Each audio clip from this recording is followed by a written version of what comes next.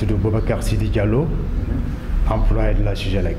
waaw suñu taxawaay fii ci Thiès tey dañ fi ñëwoon tey pour wax suñuy jafe-jafe yi nga xam ne moom la ñu jànkoonteel te suñuy employeurs yi teg ñu ko en l'occurrence nu mu tudd les héritiers de feu Idrissa Seydi. boobu tey maanaam tey dañoo nekk en chômage technique lu toll ci ñaar fukki weer ak ñeent waroon ñoo fay suñuy salaire à hauteur de 45% yi nga xamante ni moom la ñu waxantoon ak inspecteur du travail ba léegi mënuñoo fexe ba dugg ci suñu fonds.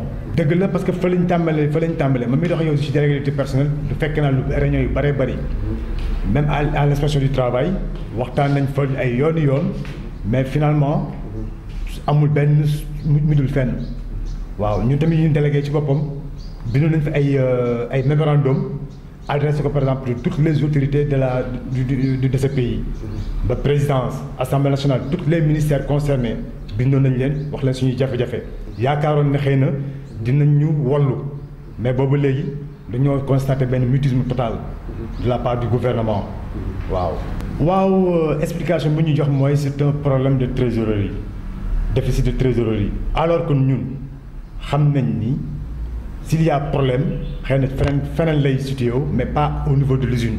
li tax ma wax la loolu mooy parce que man depuis moo dugg usine ba léegi en 95 ba léegi ëpp def na parce que léegi ay am na yoo xam ne ñu nga fa ba léegi mais amul benn pile bi nga xamante ni suñ ko liggéey te jaayuñu ko. usine bi mosul connaître lu ñuy wax mévente te même ba bi ñuy taxaw nii ba bi ñuy envoyé en chômage nii présentement nii usine bi mi ngi doon produire te lépp lu mu doon produire te lépp lu ñuy produire koy jaay. am na moment bi nga xam ne commerçant yi sax dañu doon joxe seen xaalis ba pare jël pile dem jaay doo ko fay am na moment bi nga xamante ni commerçant yi dañuy mujj dugal seen xaalis ba pare toog di xaar pile am kon loolu lay wan ni kon pile dafa musta dox.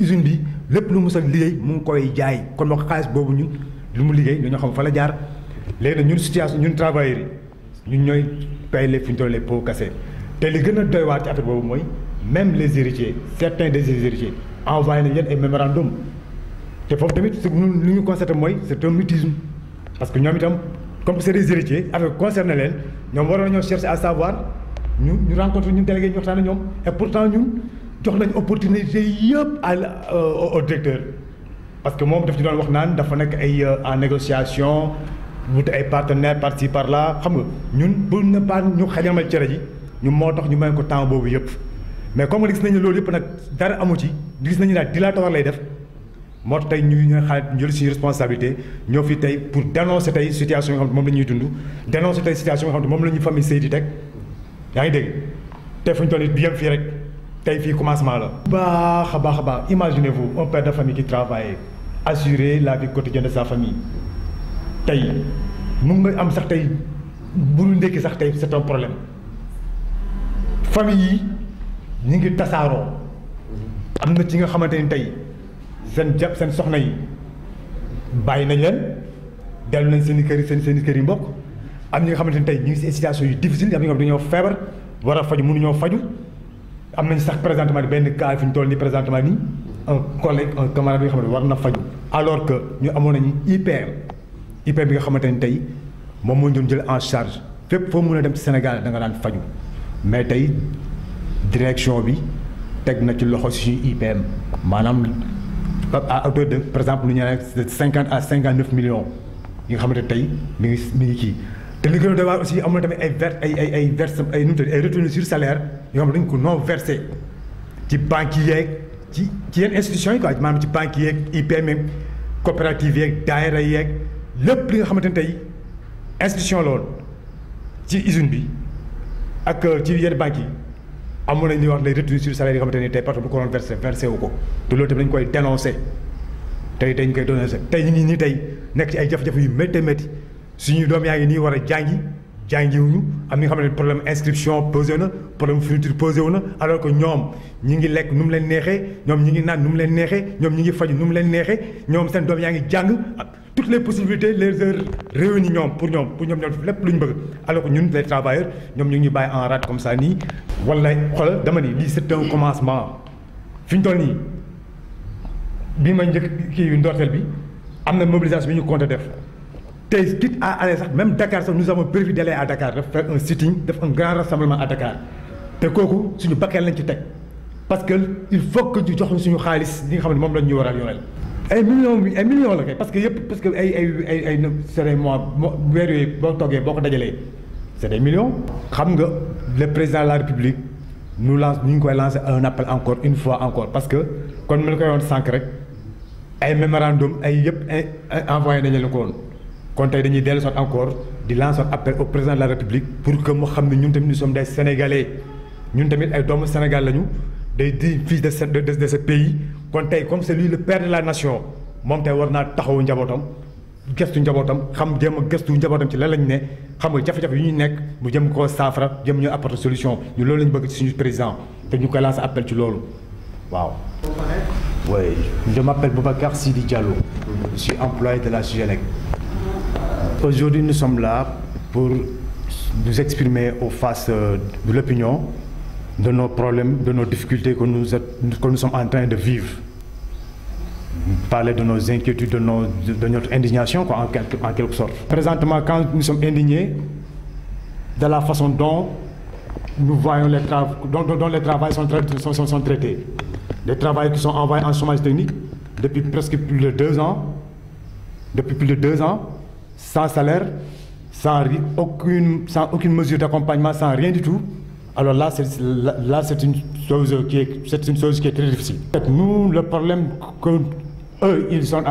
qu'ils disent eux, nous ne le sentons pas. Nous ne croyons pas à ce problème. Parce que c'est une usine qui produit des piles Allen Sense. Une seule marque de pile, un seul produit. De toute pile qui a été produite, fabriquée à l'usine, a été vendue. Donc l'usine, au moment où l'usine nous envoie aux arrêts, l'usine n'avait pas de problème de mévente. L'usine n'a jamais connu un problème de mévente. Tout ce qu'elle a produit, elle l'a vendu. Donc il n'y a pas, nous ne croyons pas à ce problème de trésorerie. Oh, c'est une situation qui est vraiment dérisoire. Une situation qui est vraiment difficile parce que des familles sont disloquées, des familles éparpillées, des familles qui n'arrivent même plus maintenant à se satisfaire, qui n'arrivent plus à gérer la vie quotidienne. Vous voyez? Donc c'est difficile quoi. Même les problèmes. Nous, d'habitude, on n'avait pas de problème. À pareil moment, tous nos enfants allaient à l'école sans aucun problème, sans aucun souci. Sans aucun souci. Même aujourd'hui, depuis 2 ans, nous traversons un calvaire. Nos enfants ne parviennent plus à l'école. Certains de nos enfants, même, ou bien certains pères de famille ont vu leurs enfants renvoyés. Faute de quoi? D'inscription, des fois, faute de manquement de fourniture. Nous, présentement, ce que nous voulons, c'est de mener un combat pour entrer dans nos fonds. Et ça, c'est que le commencement. Ça, c'est le commencement. Nous comptons faire des manifestations, des mobilisations répétitives. Nous comptons même aller jusqu'à Dakar, faire un sitting, un grand rassemblement à Dakar pour attirer l'opinion nationale et internationale de la situation des travailleurs. Vous n'excluez pas de faire... Nous n'excluons rien du tout. Même une grève de la faim est prévue. Nous avons eu à lancer des appels à toutes les autorités de ce pays. Donc, on n'a pas vu de réponse. Aujourd'hui, nous revenons encore une fois pour de grâce, pour qu'il nous apporte nos soutiens. Parce que nous lançons un appel au président de la République, le père de la nation, président de tous les Sénégalais. Nous sommes ses fils, nous sommes des Sénégalais, nous sommes des travailleurs dignes et honnêtes. Aujourd'hui, nous voyons notre dignité bafouée, déchirée par une famille des héritiers de feu Idrissa Seydi.